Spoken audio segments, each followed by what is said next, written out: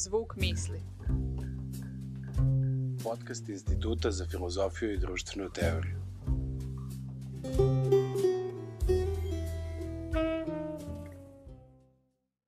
Hello everyone, my name is Filip Balunovic and this is another episode of The Sound of Thought, a podcast by the Institute of Philosophy and Social Theory, University of Belgrade. Our today's guest is Stavros Stavrides, an architect and activist and a professor at the National Technical University of Athens in Greece. Today we covered various topics and we covered various parts of the world. We were talking about Zapatistas in Mexico, about some struggles for commons in Middle East, about Greece, Spain, Turkey, about concepts and about real case studies and real activists for common spaces. Stavros, welcome to The Sound of Thought.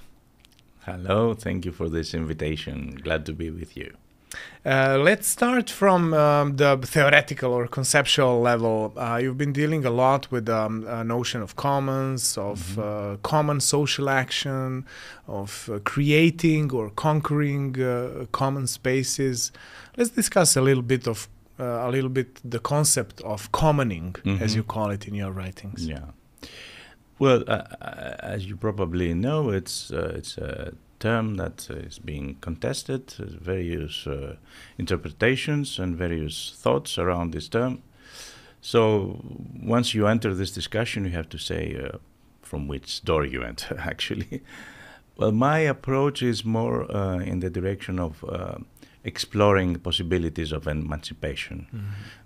So I thought commoning could be a way to rediscuss and to reinvent the problem of social emancipation by putting an emphasis on forms of sharing, not simply goods, but also values, knowledge, and of course, ultimately, positions of power that are connected with the quest for equality.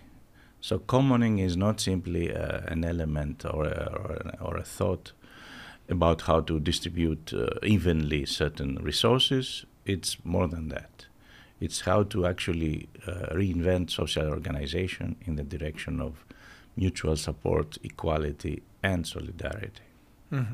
When it comes to solidarity and actions that actually are based on solidarity, on the idea of solidarity, how important are the spaces? You have this experience from around the world, but you come from Greece, and we all know what took place, let's say, 10 or 15 years ago, almost 15 years ago, at the Syntagma Square in Athens. How important is the spatial element in social action that is based on solidarity and let's say a sense of community?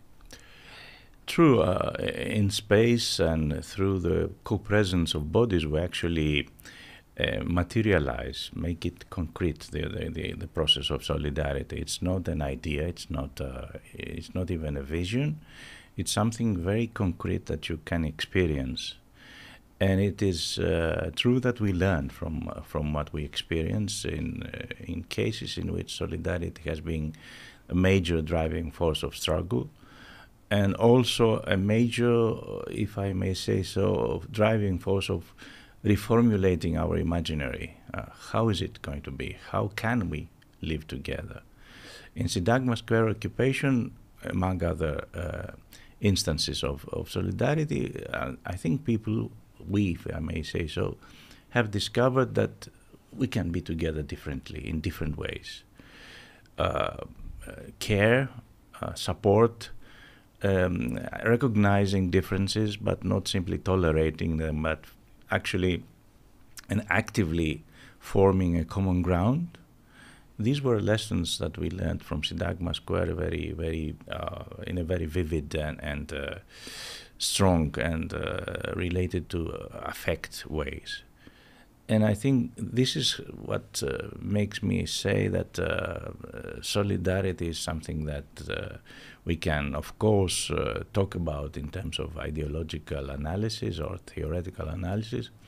But more than that, solidarity is something that you live in it and you you can only evaluate its results only if you try it, actually. Mm-hmm. How important is the involvement, and I know from your some of your talks at conferences and events, and you're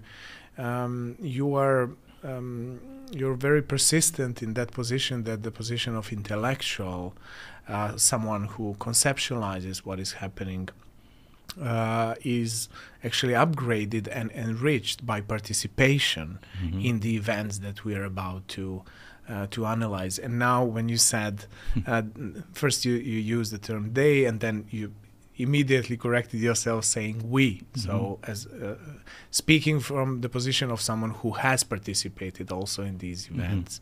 And that's the first question, about intellectuals, and the second question is how important are really emotions and the notion of basic human needs for solidarity. You were also touching upon this issue. It's not something normatively good or bad or ideological.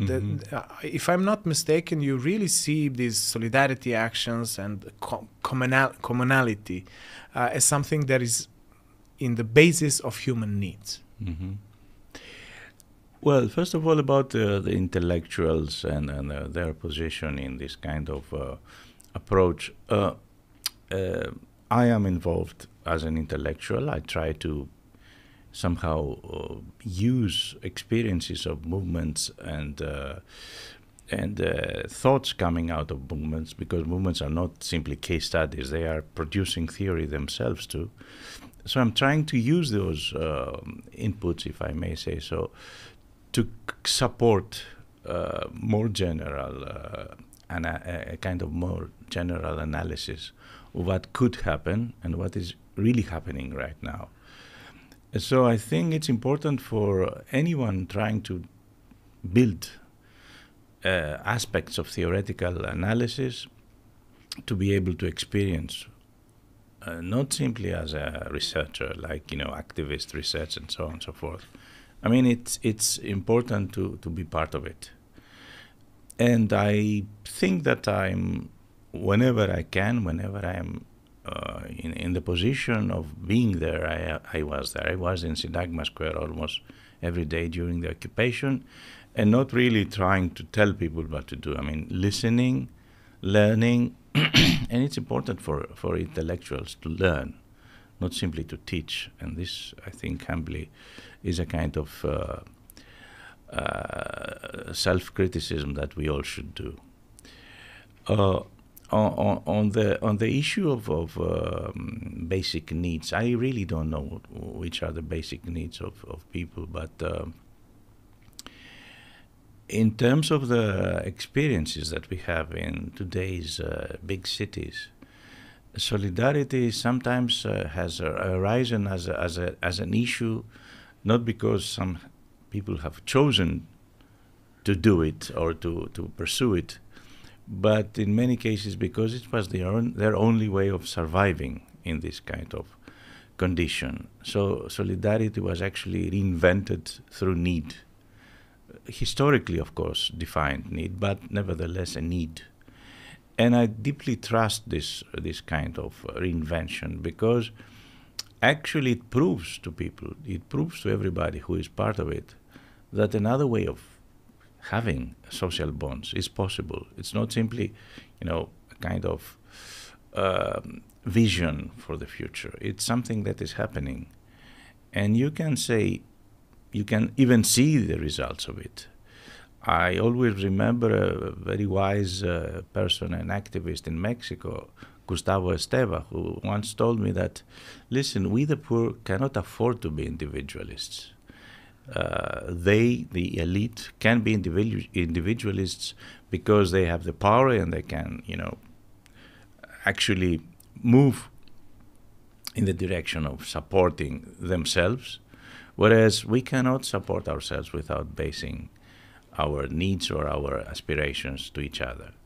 So solidarity is something that is part of social life and not something which is imported to social life, either through a kind of religious quest or a kind of apocalyptic view about the future. It's something that emerges within society, and it is, unless we recognize that, how important it is for the everyday survival of those who are the most vulnerable in these conditions, we cannot build on it, a project that could look towards an emancipatory future.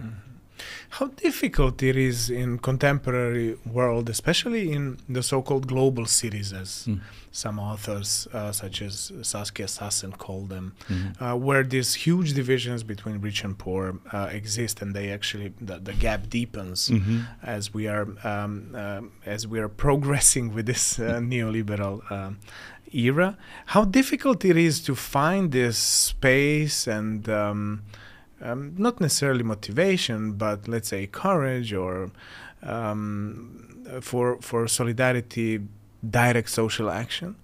Taking that direct social action and solidarity movements, also conquering or occurring through conquering spaces or making some spaces, being spaces of solidarity and emancipation, taking that this kind of actions actually produce backlashes, and the power or people in power are not happy with this taking place on the side, as you now quoted an activist from Mexico saying that this is for the poor. We cannot afford not to be solidary with each other. On the other hand, the rich who hold power cannot afford to allow these kind of actions to just pop up wherever and whenever they want. How difficult it is actually to organize? Well, it seems that we live in societies which are divided, as you said, even more harshly, and the few have a lot more power than they used to have, a lot more money, obviously, but it ends up being a form of power. And we observe moments of clash in many world cities, in many cities which are extremely important for the reproduction of global capitalist relations. This is not an easy situation, and the ways that demands or struggles erupt are always under the possibility of forming areas which are declared as illegal or declared as threatening for society by those above. So it's always not only a clash in the streets, but also a clash in terms of values, in terms of redefinition. What is social after all? Whose society? For whom?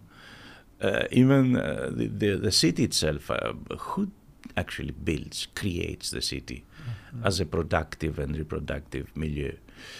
So reclaiming a park or a street or producing areas of solidarity is extremely important for showing that different ways of producing the city are not only possible, but they really exist. And I think we can, of course, see that there are discontinuities. There can be extreme cases in which brutality coming from above has produced nightmares for those involved.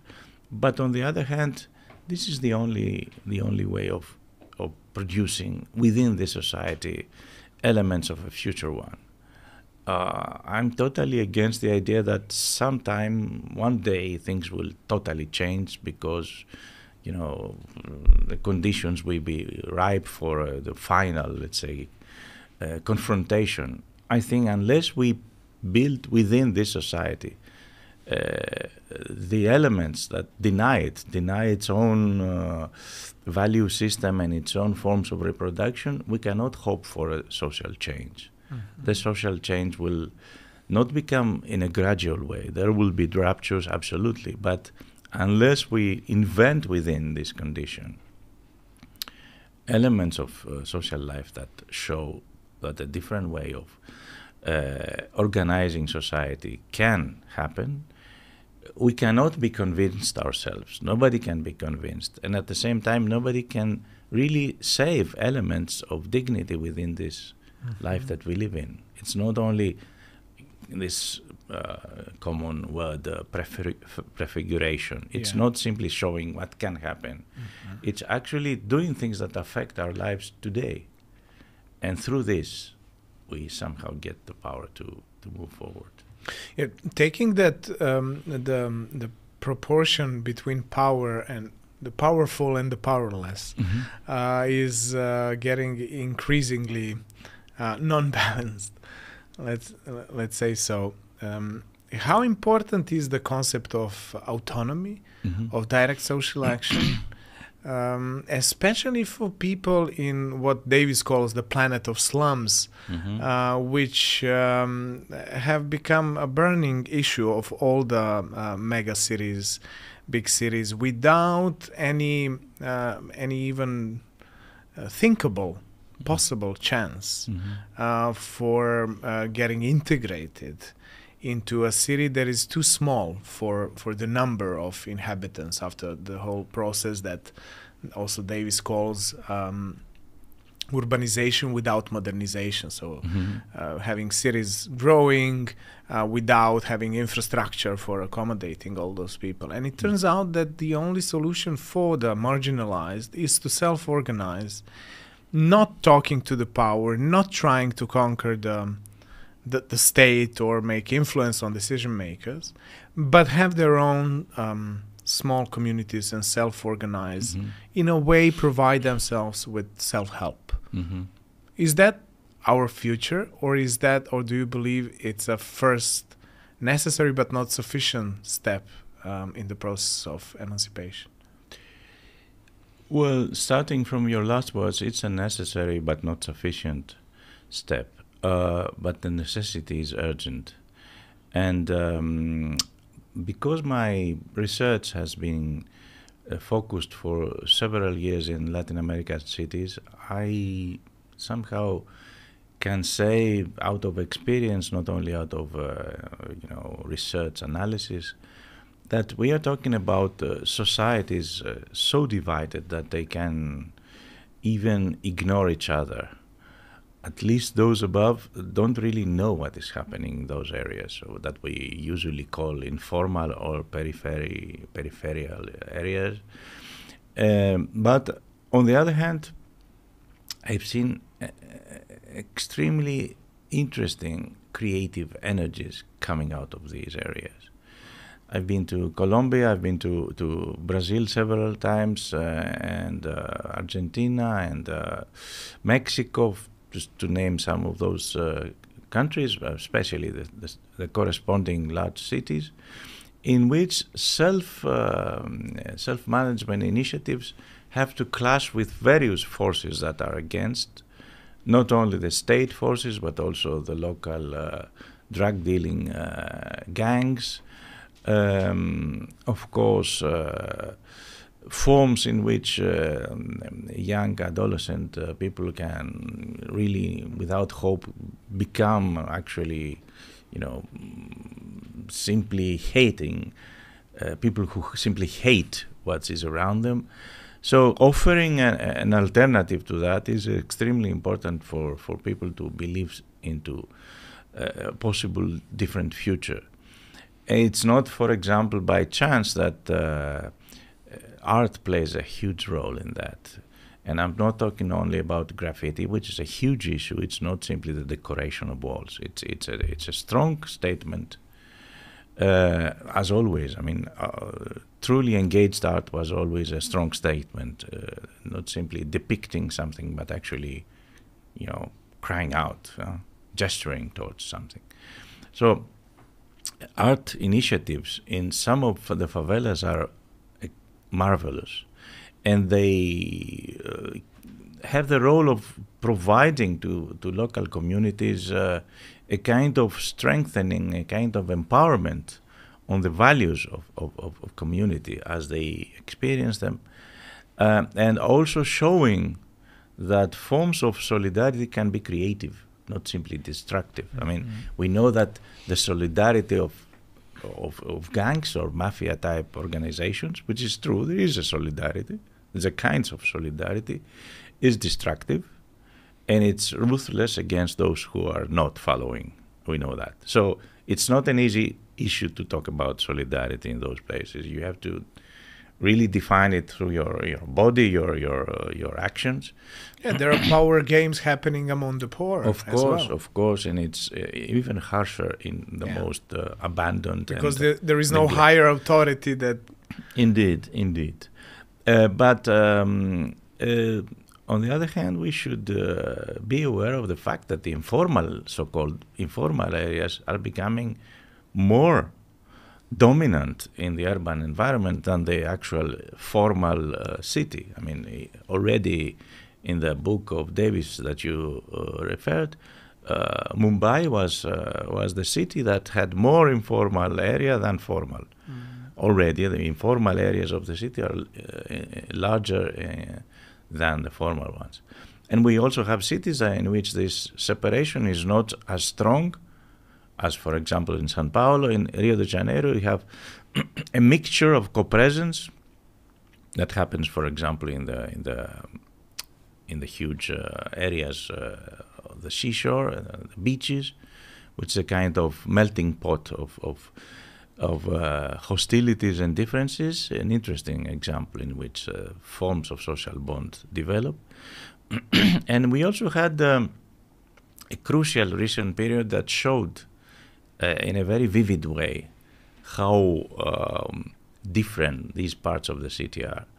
During the pandemic, I've seen lots of initiatives developing in favelas, in villas miserias, as they call them in Buenos Aires and so on, but also in Africa, in shack dwellers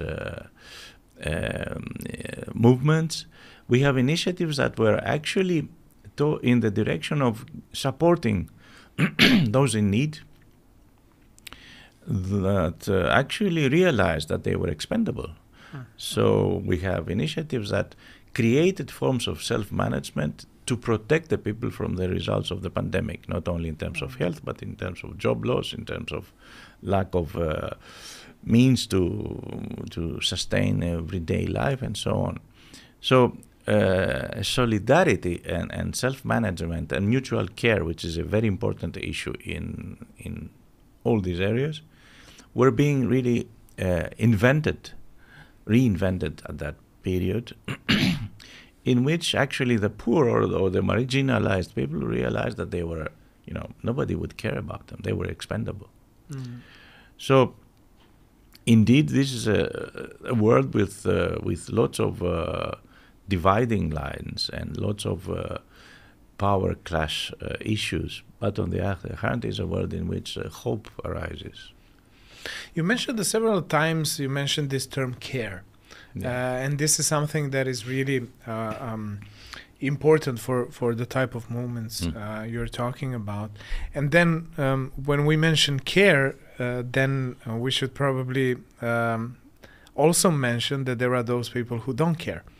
And those people who don't care usually, especially in places you've visited around the global south and the least developed parts of the world, usually those people live in the so-called gated communities, those who don't care. And you discuss this concept also, you get into discussion with other authors from Agamben to Rancière.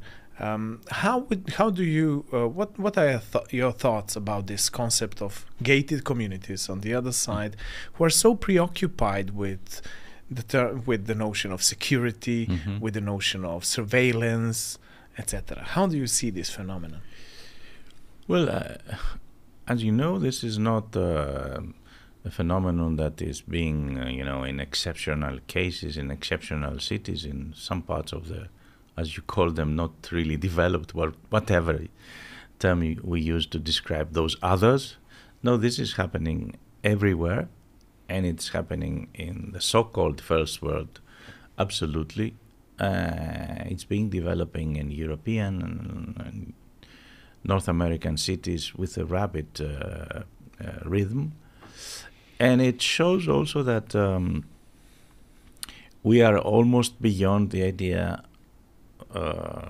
usually connected to liberal values, that this is a democratic society, and so the state will provide the means for the protection of all and for equal access to basic support and infrastructures. So we are beyond, I think, that. We are already leaving behind the idea that democracy is something that is providing the elementary needs of everybody and access to decision making. No, we're talking about the elites who want to barricade themselves against a society which is looking at them and feeling the injustice. They can perhaps not see how to react, those others. But injustice is so apparent, and divided societies are so deeply divided, that to say that some people actually do not see what is happening, it's almost, absurd. So the barricading is part of their security, not security in general, because they are under threat, that's for sure.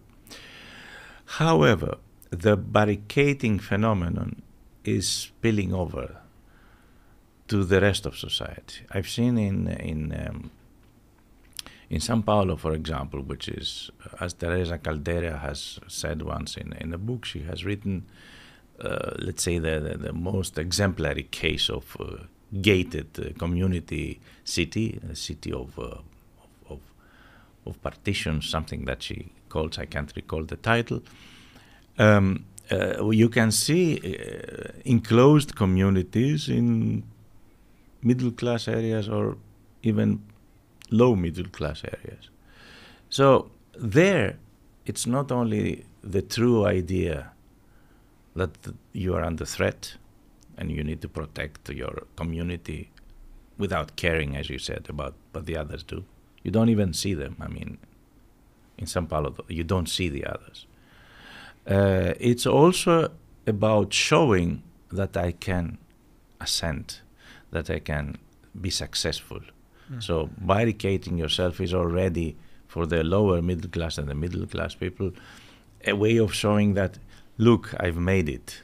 I'm not anymore with those others. I'm potentially moving towards the privileges and the opportunities of the elite. So you have the symbolic element, predominant, more predominant than the real threat.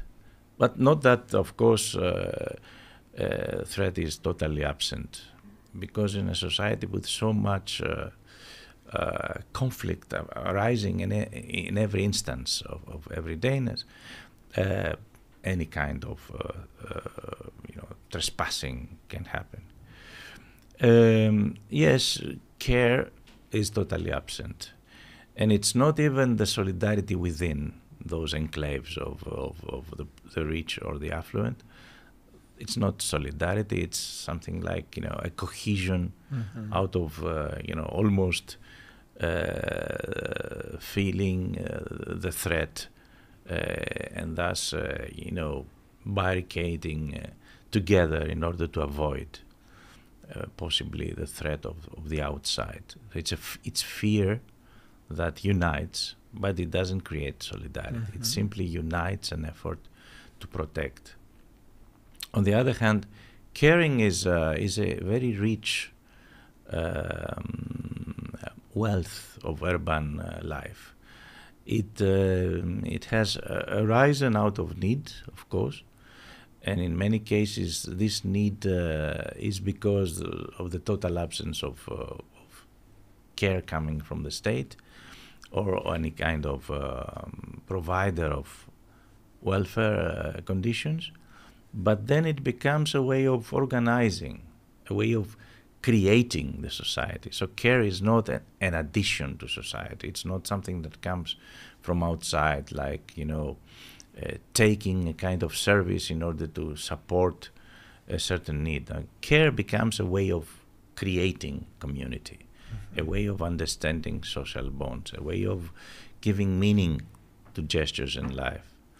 And we owe a lot for this to, as you know, the feminist discussions about care, which show that care is an issue inherent to gender relations, but also to age relations and to relations that have to do with reproduction of social bonds and social conditions.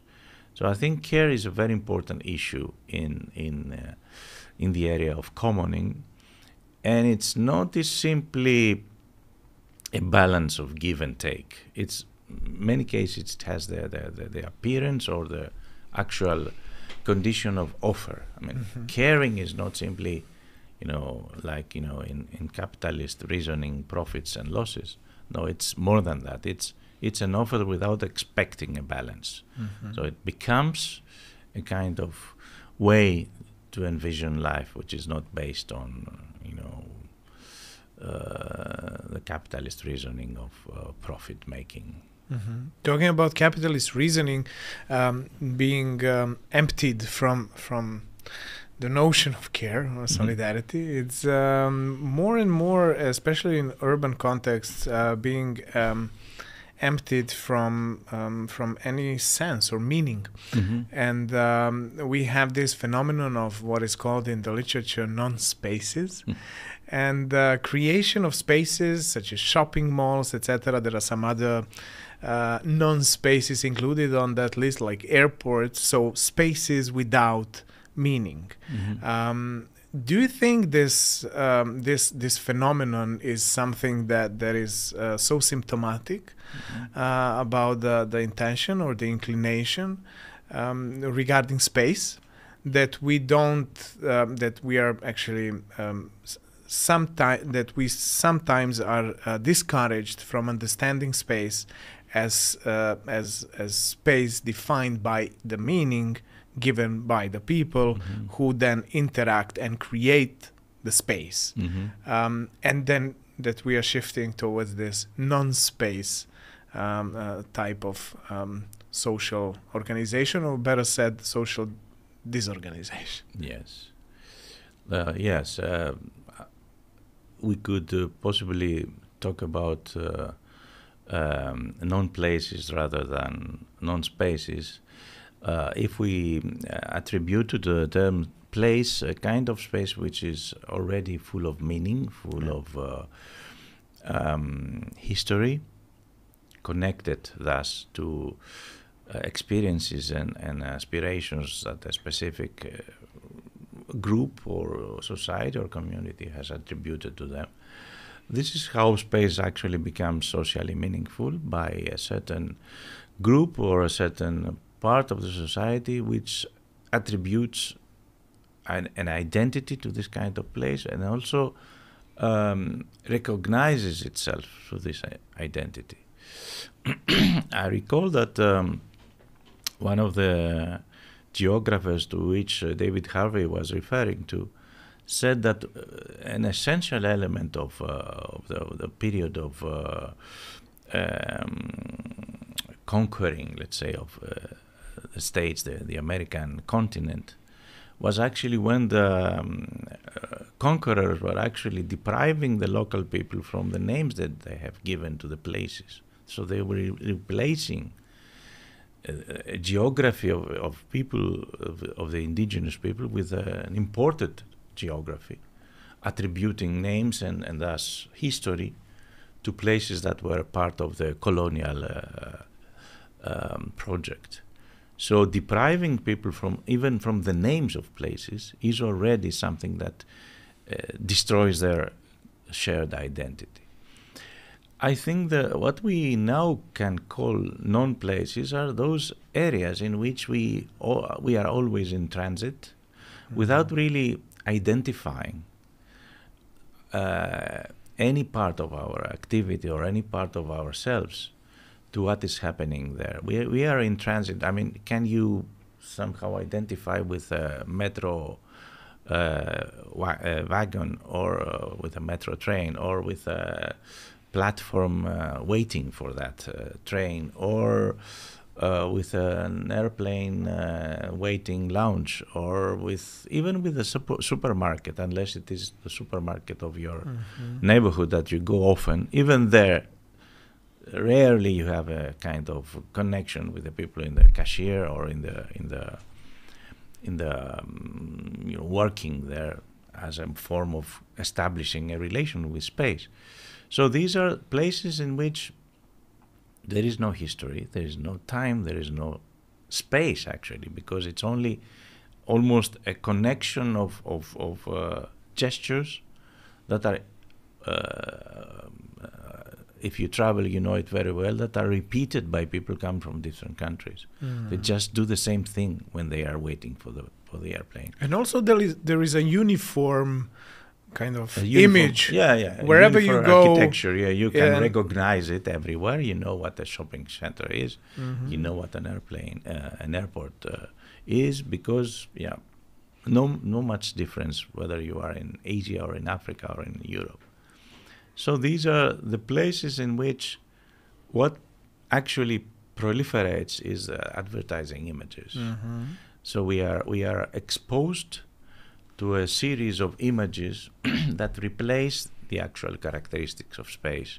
So we enter, whether we realize it or not, in this kind of scenery. These are scenic spaces which are being supported by a scenery of advertising images.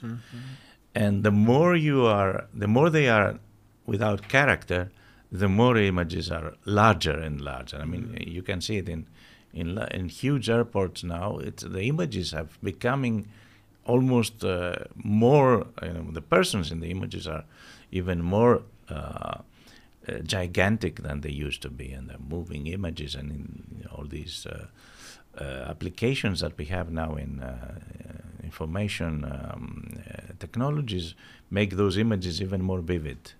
I once tried to say that this is a way of entering images or inhabiting images. These are the known places. These known places are entrances to images more than actual service places. On the other hand, there are people working there, and these are, for them, they are not known places. For them, they are their places of their everyday, suffering, everyday efforts. But they cannot contribute to the meaning of the place. Exactly. But let us, and this is a kind of hope that lies beneath the idea that these are the total alienation places. There is always people being there that attribute meaning to minor elements of those places. The backstage people, the people who work in the cafeterias, the people who work in the warehouse of a shopping center and so on, who actually go again and again every day there. And for them, sometimes it can be a place of, a strike, a place of mutual support. I cannot work today, but somebody will help me to, to show that I was present, and so on and so forth. So minor elements that show that even in the most alienating places, ways of going beyond this alienation can develop. And I have recently seen an image from Recife in Brazil with a huge demonstration within a shopping center by people demanding to be heard against the gentrification process that is developing there, and saying that we are here because we demand democracy. This is important, that it could happen in a shopping center, and security didn't even dare to touch them because there were many, and they were not doing anything, just saying that we are here. But this was a very strong gesture. Exactly. There are spaces of emancipation and non-spaces of alienation. But even among the later category, there are some exceptions that you mentioned. I even think that there is one airport without commercials. I don't know if you... that was years ago that I heard someone telling me, the airport in Seoul. I've never been there. Me neither, but I heard from someone that at least there was a period when there were no commercials. I'm not sure if we should check it out maybe after it would be interesting to see podcast. how it goes. And especially in a city like Seoul, one wouldn't expect this kind of situation to have in South Korea. But talking about spaces of emancipation, or going back to the spaces of emancipation, you've been dealing a lot with Zapatista movement in Mexico that popped up or officially occurred in the mid-1990s, in 1994, after the NAFTA agreement being signed. And it seems that the Zapatista movement is globally famous, globally known, has, I would say, one of the largest international supports or fans, and also researchers who study the movement, popping up in one of the poorest, if not the poorest state in Mexico. Can you tell us a little bit about their strategy? They are indigenous people, and there is a lot of literature talking about this correlation or linkage between the rise of or politicization of indigenous issues. I can recall the book by Donovan Cott, the Radical Democracy in the Andes, so analyzing Bolivia and Peru, and how the indigenous people have this tendency to democratically innovate or to come up with new ways of democratization, and a similar pattern is happening in Mexico. So if you can tell us a little bit about Zapatistas, I'm sure the viewers would be interested in that. Well, yes, there's from 1994, as you said, there's a very interesting experiment in shaping a different kind of society based on solidarity, equality, and indeed support, mutual support, that is being developing there in Chiapas in Mexico.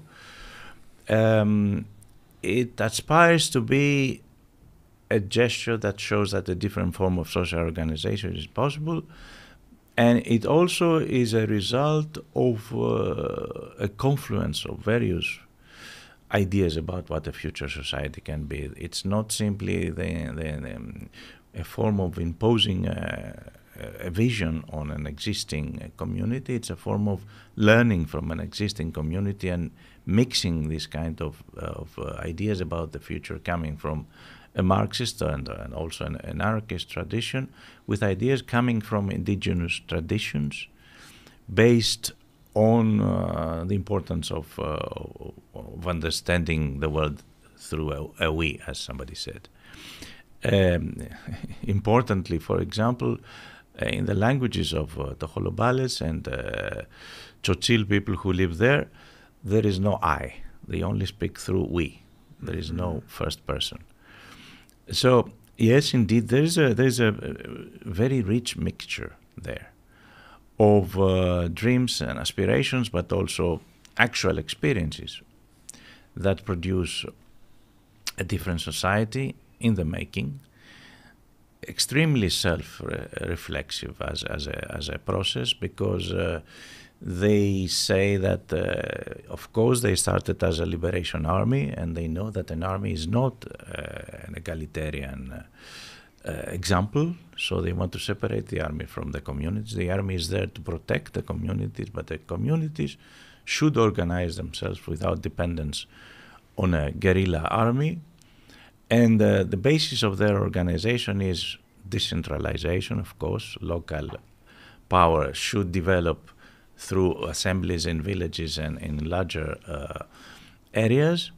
And they have developed what they call autonomous municipalities, in which they have representatives who rotate. Interestingly, they rotate so often that sometimes it seems absurd, but they said once that, yes, in terms of management, this is a bit too much. I mean, to rotate in duties every 20 days is crazy for our form of thinking. But for them, it's a way of educating people in democracy, giving the people the opportunity to be themselves in various duties, and thus prevent any kind of accumulation of power. Recently, they have even gone one step further, saying that perhaps this condition of delegation in ways to areas of decision making that are not really in the communities has produced problems in terms of unwanted sometimes, but not only accumulation of power, either through knowledge, not really through money, because they are equally poor, but perhaps through the acquiring of knowledge that can be used in a kind of asymmetry in decision-making processes and so on. So they have decided to go back again to an assembly-based self-management in every issue. And so they divide areas of decisions in certain thematic, let's say, categories like health, justice, and so on, and production, obviously. And they always, if there are important decisions to be made, they always try to make them in an assembly of those involved and not by representatives. This is a huge issue, and they are trying to build a society which is based totally on democracy. But this kind of democracy is always a challenge. It's not that you decide to make it and you make it. Mm-hmm. You have to, for example, talking about democracy, but in these indigenous community, gender issues were not solved in an egalitarian base, on an egalitarian base. So how do you produce a democracy which is based on total equality between different genders? How do you base your democratic, let's say, attempt when you have to face threats from outsiders and also indigenous people who are actually lured by the offers of the state, because this is part of the pressure coming from outside? But that pressure is coming from the outside in spite of the fact that Zapatistas have never sought political power, at least not at the federal level. So there is no Zapatista political party that one can choose on the elections. No. To the contrary, they stick to their, let's say, autonomist way of or approach to building democracy, as you said. How did they manage to be persistent in that position? It is almost unbelievable. I mean, you can, if you see it, you can perhaps understand more, because, for example, you cannot really say where is the Zapatista territory. They are an autonomous society, okay? They don't want to, create an autonomous state, like, for example, Kosovo, like that, because importantly, they say this is the most easy way for us to become slaves of a major power, which is true, as you can see in our area. On the other hand, they believe that they are a kind of catalyst in the society that they exist, Mexico. It's a huge society. And complex. And very complex. So they believe that this kind of initiatives that produce elements of a different society should create a network, and they are creating a network, because there are other forms of self-organized indigenous communities which are not Zapatista, and they are very much connected to Zapatistas in different parts of Mexico. So they are trying to build a kind of autonomy which is not based on the autonomous state, but a kind of self-sustainable process of democracy based on solidarity and equality and mutual respect between the different parts comprising this network. And of course, this makes them a very difficult target, but at the same time, this makes their efforts quite precarious, because the attacks are not only by paramilitaries, which is the most obvious one, and they suffer a lot from that. There are also forms of policies coming from the state, and recently the state has a so-called progressive president that are based on the idea of taking from the Zapatistas land and opportunities to be self-sustainable. So they offer to indigenous people who say that this land is mine, they offer titles and they offer support, economic support. So they, as you know, the major issue that ignited the Zapatista uprising was the NAFTA, as you said, agreement, which totally eliminated the constitutionally guaranteed characteristic of land ownership, which is the ejidos. The ejidos were community-owned land. So this was totally to be removed as an issue from the constitution based on neoliberal agreements as NAFTA.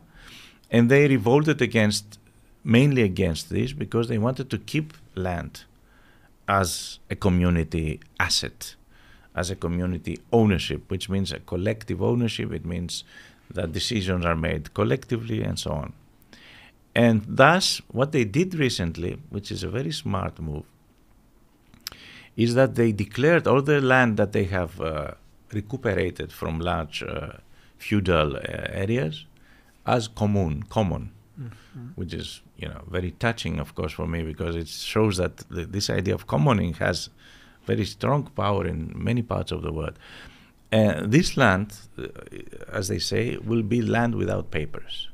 So who wants to use it will use it under these conditions, which means no ownership, just use. And the moment you decide not to use it anymore, whatever you have done, any kind of infrastructure you have added to this land will remain there for the next one. So this kind of land without papers, which reminds us, of course, of the immigrants without papers, is also a gesture, a kind of suggestion of how to understand commoning, because land for them is very important. In many indigenous communities, there is no different word for land and community. When you say community, you mean the land on which this community is. So the same word for that. So talking about land as commons is an extremely important decision that also at the same time goes against the idea of privatization of land, which is being promoted by the state, or the bad government, as they call it. The case is really fascinating, and all these ideas that for us, at least in this part of the world, sound like a wishful thinking or utopian. No, it is happening. Now it is happening. Do you know any other, since you are familiar with many different contexts around the globe, do you know about any other similar practices or ideas being successfully or partially successfully implemented? There is in a quite different context, and a very difficult context, equally difficult, I might say so, because there is a war going on there. What is happening in the Syrian part of Kurdistan, Rojava as they call it, which is also a society being organized in terms of autonomy. Different choices there. Sometimes many of those choices came from a very strong movement that was in support of this kind of autonomy, liberating the area from the Syrian administration and state. But on the other hand, having to face a war, a continuing war with ISIS, and then a war with invading Turkish army. So it's a very complicated, in terms of geopolitics, issue. But one of the most interesting things in Rojava is, first of all, most of land is considered as belonging to administration and not to the local administration as elected by the autonomous forms of election. And those who actually cultivate it will have to decide collectively on what to cultivate, how to cultivate, and also elect representatives for major bodies for decision making in which the rules or the conditions of cultivation are to be defined. So there's a kind of programmatic, let's say, coordination, perhaps more centralized than the case of Zapatistas. But there you have also areas for decisions that are very difficult and crucial. It's an oil mining area. It's a place with which has petroleum. It's important. It's also a very, very fertile area. Poor Zapatistas have to fight with very difficult situations. They grow coffee mostly, and they export it through solidarity networks. But in Rojava, they have lots of things that they have to decide upon in terms of production. One innovative element in Rojava, which can inspire us all in the rest of the world, is that they have decided that in any position in a kind of governance model that they have, in any position, should always be a man and a woman, never a man or a woman. So, I mean, for the kind of committee or a kind of body that has to decide on justice issues or on the delegation that has to do with the army and so on, because they have an army to protect all this, there should always be a man and a woman. And also there's an interesting approach to gender issues, that they have given the opportunity for women to organize independently, because they believe that the liberation of women is not easy to make from above. You have to give the women the opportunity to find their own way to. So you have separate army divisions, which are only women. You have separate productive, let's say, cooperations, which are for women and by women. You even have a village which is called Jinvar, which is a women's village. It's kind of emblematic and pilot village, if I may say so, that shows that the elements of democratic self-governance should be exposed to all the contradictions that we carry all from being educated in capitalism. So it's not easy to go beyond unless you check it in practice, unless you give the people the opportunity to see that they can do it otherwise.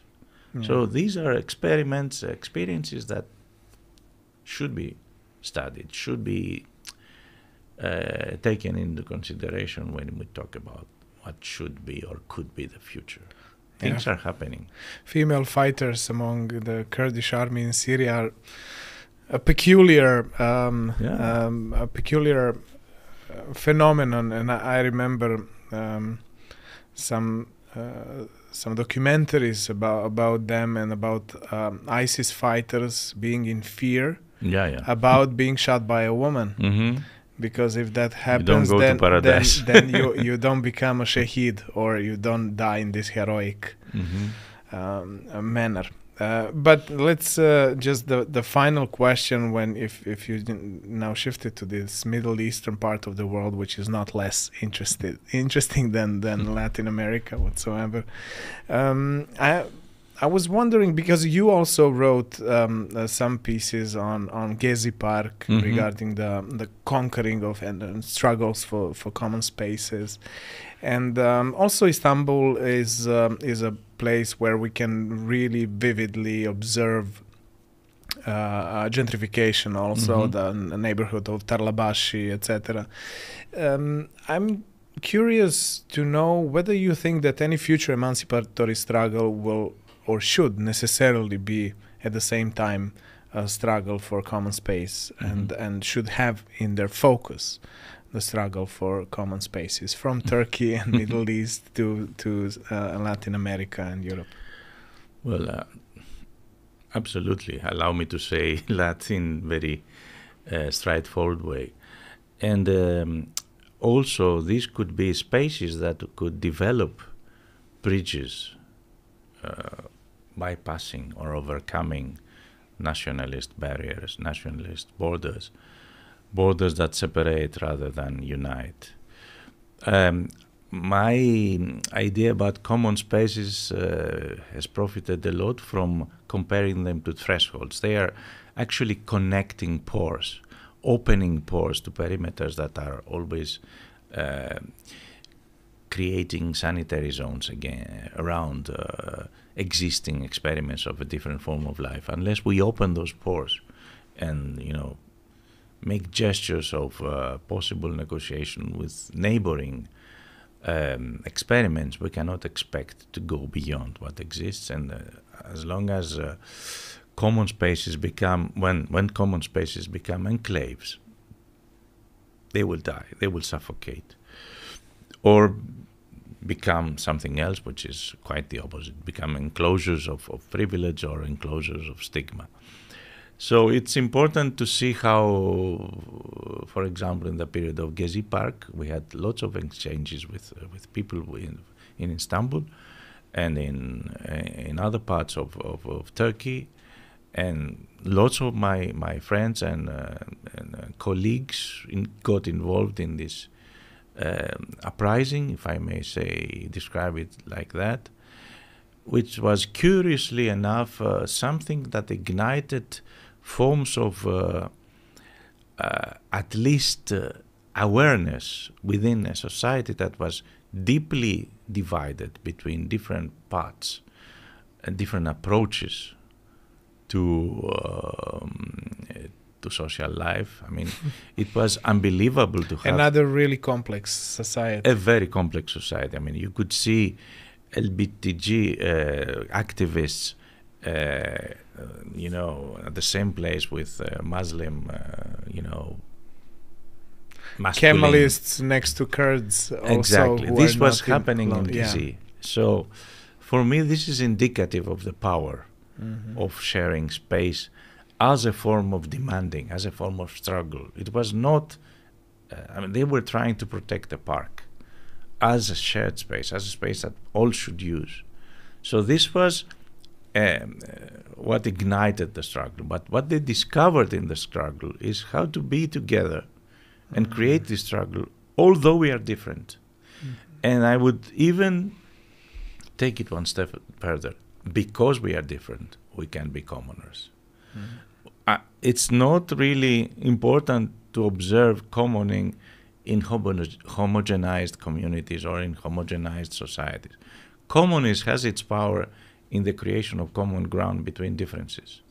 And this is a major lesson that we learned from the Squares movement, including the Arab Spring, including Gezi Park, the Indignados, Aganaktismeni in Athens, Chukoti Park in New York, and so on and so forth, many other places. So the coexistence of differences, not simply in the liberal vision of toleration, or consensus. No, it's an active involvement that tries to find the common ground. And this common ground is negotiated always understood as a process. As a work in progress, exactly. And I think this is the power of commoning. It shows that this kind of negotiation can, between those who are actually aiming at the same scope, without resigning from what is different, what the differences that they have, is actually a form of building society differently. Stavros, thank you very much for this conversation. Thank you so much too.